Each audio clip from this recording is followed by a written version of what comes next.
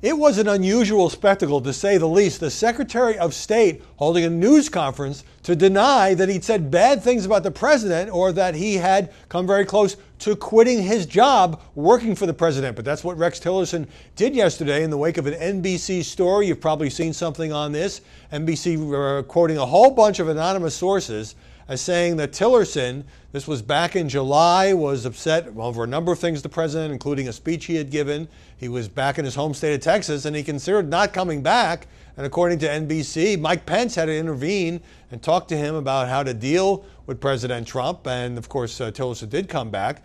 And then there was this, eye-opening quote, which was put in the headline, that privately, again, according to unnamed sources, the Secretary of State had called the president a moron.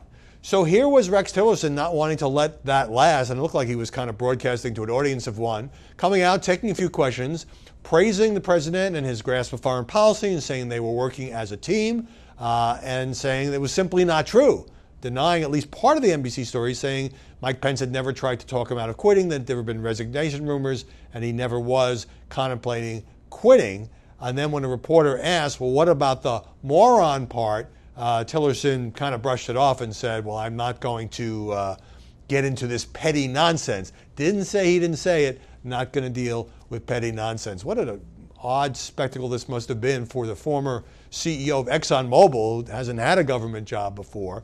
And President Trump, who was out visiting and consoling in Las Vegas, briefly asked about this, and on Twitter said this was NBC should apologize, fake news and all that. But NBC is not apologizing. In fact, the reporters who worked on the story said they didn't really feel like Tillerson had knocked it down. What we do know is that, publicly at least, the president and his Secretary of State had been at odds just last weekend. Tillerson went to China. He spoke to reporters coming back. He said that the channels of communication were open or could be open with North Korea over the nuclear standoff there. And the president takes to Twitter and said, save your energy, Rex. We don't need to do that. That in of itself is pretty remarkable. President apparently undercutting his chief diplomat, although some people think it was a bit of a good cop, bad cop routine. But the New York Times and others saying that Tillerson has been frustrated with the president often taking a different public position than one that he has staked out. And of course we know that the president does sometimes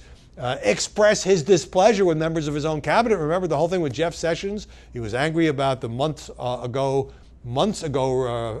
decision to recuse himself in the Russia investigation.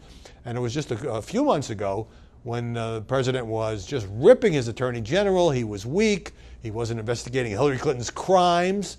And it looked like he was trying to push Sessions into quitting. Sessions did not quit, of course, and they seem to have patched things up. So, these infighting stories, even with a number of people, Bannon, Sean Spicer, Reince Priebus, having been pushed out of the White House, and John Kelly taking over chief of staff, they never seem to fade. There always seems to be these sources that will tell reporters what they think is going on privately, even if it hurts the image of the White House and it hurts the president. It's the leakiest, most strife-strewn White House that I have ever seen.